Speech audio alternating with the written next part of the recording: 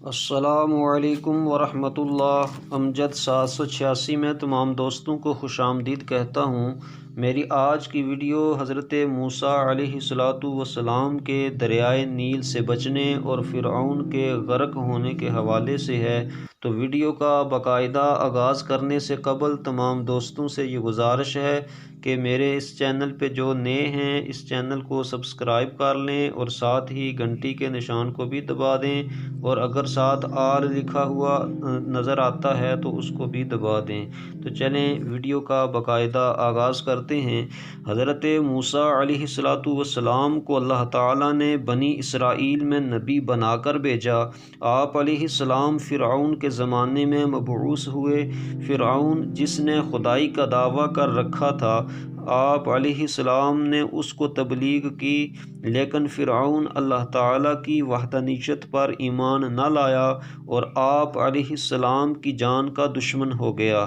چنانچہ اللہ تعالیٰ نے حضرت موسیٰ علیہ السلام کو حکم دیا کہ اے موسیٰ، تم اپنے بندوں کو لے کر رات کے وقت نکل جاؤ اور فرعون معا اپنے لشکر کے تمہارے پیچھے آئے گا۔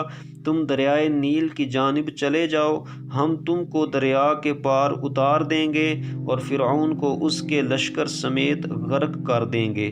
حضرت موسیٰ علیہ السلام اپنی قوم کو لے کر دریائے نیل کے کنارے پہنچ گئے اور بحکم الہی اپنا عصا پانی میں مارا تو راستہ ظاہر ہو گیا۔ آپ علیہ السلام اپنی قوم کو لے کر دریا پار کر گئے۔